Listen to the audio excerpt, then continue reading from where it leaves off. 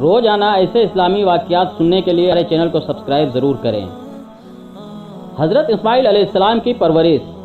دوستو، قبیلہ جرہم کے لوگ مکے کی راہ سے تجارت کرنے شام ملک جایا کرتے تھے۔ اتفاق سے اس قبیلے کے قافلے نے مکے کے میدان میں قیام کیا اور وہیں رات گزارنی چاہی۔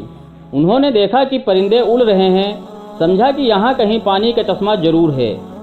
ایک شخص نے آ کر دیکھا کہ ایک صاف پانی کا چشمہ موجود ہے اور ایک نیک خاتون اور ان کا بچہ اس کے کنارے ٹھہرے ہوئے ہیں۔ وہ اس جنگل میں انہیں دیکھ کر بہت حیران ہوا اور پوچھا کہ تم کون ہو، جن ہو یا انسان؟ بیوی ہاجرہ نے فرمایا کہ خدا نے اپنے فضل سے مجھے یہ بچہ عنایت کیا ہے اور اس کے ہی طفیل سے یہ چشمہ جاری ہوا ہے۔ اس نے جا کر قافلے والوں کو خوشخبری سنائی۔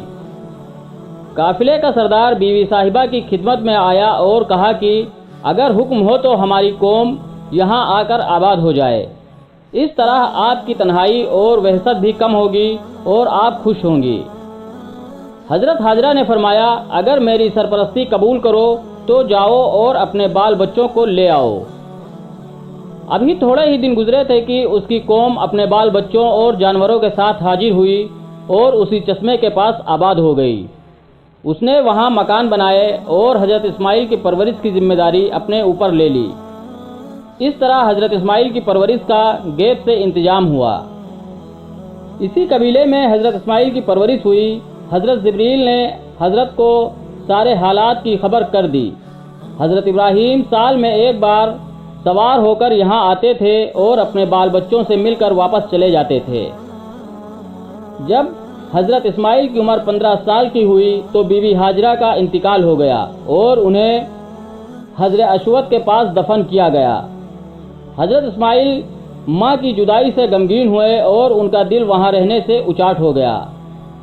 قوم کے سردار اور ذمہ دار لوگ حضرت اسماعیل کی خدمت میں حاضر ہوئے اور انہیں بڑی منت اور سماجت سے ٹھہرایا اور اونچے خاندان کی ایک لڑکی سے آپ کا نکاح کرا دیا۔ حضرت اسماعیل کو شکار کا شوق تھا۔ وہ اکثر جنگل اور پہاڑی میں شکار کے لیے جایا کرتے تھے۔ اتفاق سے ایک روز حضرت ابراہیم مکہ تشریف لائے۔ جب انہیں معلوم ہوا کہ بیوی ہاجرہ کا انتقال ہو گیا ہے تو انہیں بڑا غم ہوا۔ گھر پر پہنچے، حضرت اسماعیل کی بیوی سے حال پوچھا اور دریافت کیا کہ اسماعیل کہاں ہے۔ حضرت اسماعیل کی بیوی حضرت ابراہیم کو پہچان نہ سکیں۔ انہوں نے حضرت ابراہیم کی کوئی تعظیم اور مہمانداری نہ کی۔ حضرت ابراہیم نے فرمایا کہ اسماعیل شکار سے آئے تو میرا سلام کہنا اور میرا یہ پیغام پہنچا دینا کہ تیرے دروازے کی چوکھٹ ٹھیک نہیں ہے اور ہمیں ایسی چوکھٹ پسند نہیں ہے۔ حضرت ابراہیم یہ کہہ کر شام کی طرف روانہ ہوئے۔ حضرت اسماعیل شام کو گھر آئے۔ بی بی نے ان سے سب حال بیان کیا اور حضرت ابراہیم کا پیغام ان تک پہنچایا۔ حضرت اسماعیل نے فرمایا گھر کی چوکھٹ تو ہی ہے مگر بے ادب اور بے سلیقہ ہے اور میرے بزرگ باپ کو پسند نہیں۔ ان کا اشارہ یہ ہے کہ میں تجھے طلاق دے دوں۔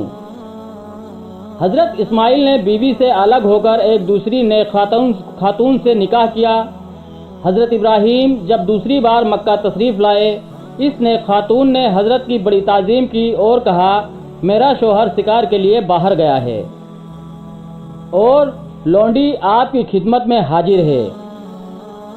جو روٹیاں تیار تھیں حضرت ابراہیم کی خدمت میں پیش کی اور جہاں تک بن سکا آپ کی خاطر کی۔ حضرت ابراہیم نے اپنی سواری ہی پر کھایا اور اس بیوی کی خدمت اور خوبی دیکھ کر اسے نیک فال سمجھا۔ چلتے وقت فرمایا اسماعیل سے کہنا کہ تیرے گھر کا آستانہ بہت مناسب ہے اور ہماری طبیعت بہت خوش ہوئی۔ جب حضرت اسماعیل شکارگاہ سے واپس ہوئے اور اپنی بیوی سے ملے تو بیوی نے انہیں سارے حال سنائے۔ حضرت اسماعیل نے فرمایا اے خوش قسمت، وہ میرا باپ تھا اور اس کا اشارہ یہ ہے کہ اس آستانے کو قائم رکھوں اور تجھ کو اپنے سے جدا نہ کروں اور جہاں تک ہو سکے تیری نظر برداری اور غم گشاری کروں۔ جزاکم اللہ خیر۔